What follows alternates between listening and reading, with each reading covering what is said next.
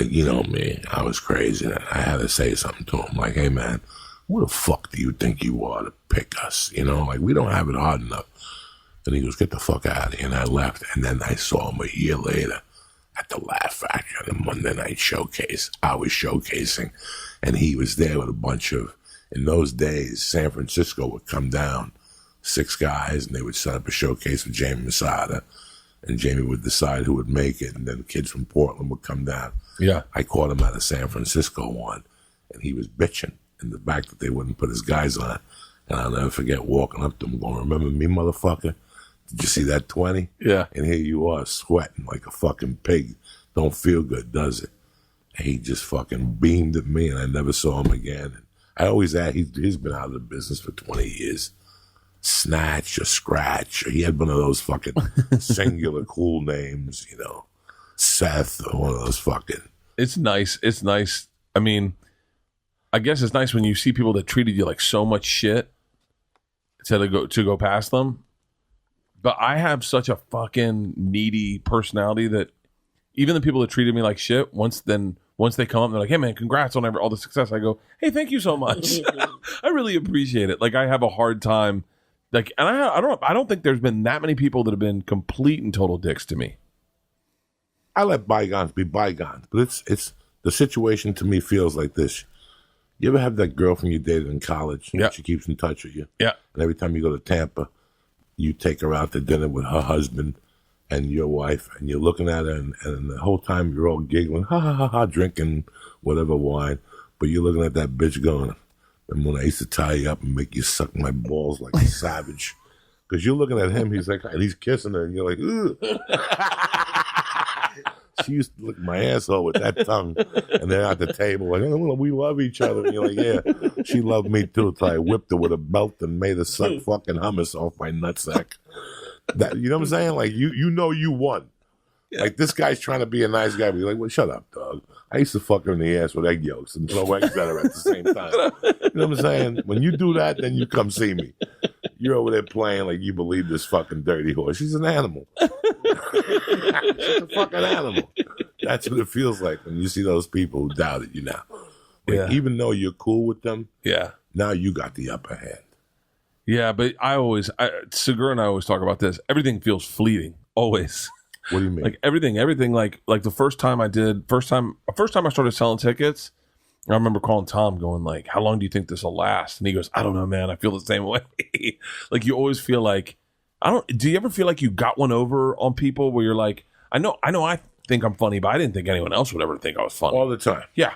I saw at this comedy store last night. I went last night to the store. I did the main room, and I sat in the original room, and I watched like 4 or 5 comics, and there was 2 or 3 of them in particular that I go, I don't fucking get it, dude. Like, I don't get it. There's been a few but of that it's for not me. for me to judge or whatever. I just don't get it. But there's people who say the same thing about me, you know? Yeah. We all live. Definitely say it about me. I tell people all the time that we all start at 0 on the first of the month. You and me and Lee, we're all equal. We're all equal. And, you know, you don't know what's going to happen. You don't know what's going to happen. And all you could do is do a good job. That's why I don't like shit getting in the way of my stand-up anymore. Yeah. When I go on the road, it's to do those 5 shows. Nothing else. I might go to a kickboxing class. I might do a jiu-jitsu class. I don't really want to hang too much. I don't really want to get involved in long rides. I focus on the comedy. I won't even sell shit no more. Really? Yeah, I can't see. I don't want to be outside in between 2 shows. There's enough mayhem going on in the hallway. I just want to go in there and give them the best show I could give them. So no matter what they think when they walk out, maybe I'll get them to come back next time. It's so funny. Maybe it was Omaha. Were you just in Omaha? No. Wherever I just was, maybe Virginia Beach or I forget. They go, one of the kids comes up, because I do a meet and greet for both shows. It's just free. You don't have to pay for it. And one of the guys goes like, he's like, you're cool like Joey. Joey doesn't do a meet and greet, but like on the late show, he'll go out and hang out. Yes. He can go out and talk to him. I'm just causing chaos. Yeah. I'm just causing chaos for the staff. And that 9:30 show now becomes a 10 o'clock show. And that, I think, is more uncomfortable. When I go to a show, it better fucking... When you go to the movies, has it ever been a fucking late? Are the movies ever late? No. The commercials run late. You got 10 minutes to play and put Parmesan cheese on your fucking popcorn at Lemley and whatever the fuck you do. Yeah. Then we got to run on time, too. Nothing bothers me more when I hear about a comic doing 3 hours and people got to wait online outside for 2 hours. Me, dude, I rip the tickets up and I go home. Okay? I have plans. I have shit to do Sunday, and this comic wants to do 3 fucking hours. Nothing bothers me more about a comedy club that starts late. Nothing. Especially that second show. Because every minute that's late, it's one more minute that the headliner struggles. That's one more minute that they can have another shot of tequila. That's one more minute they can do a line of coke. Every fucking minute.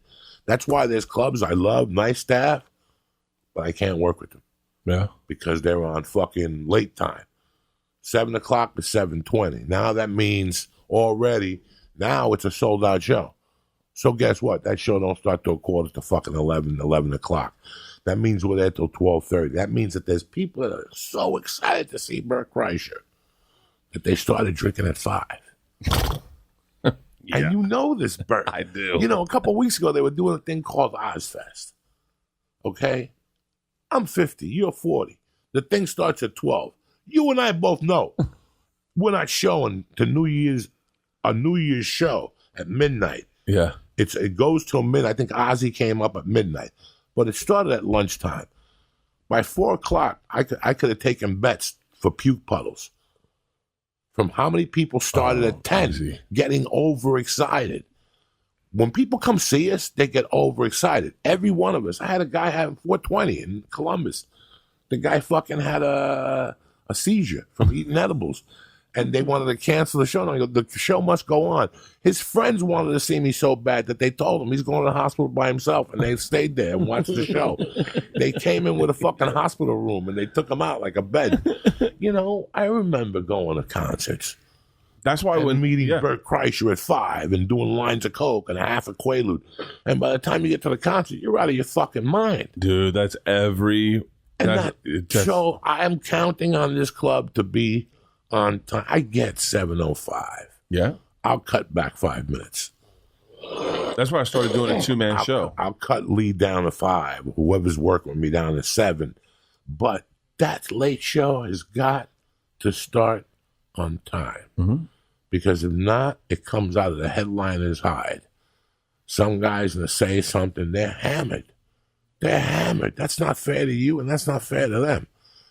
We're going in like fucking Marines. You understand me? Welcome to church, motherfucker.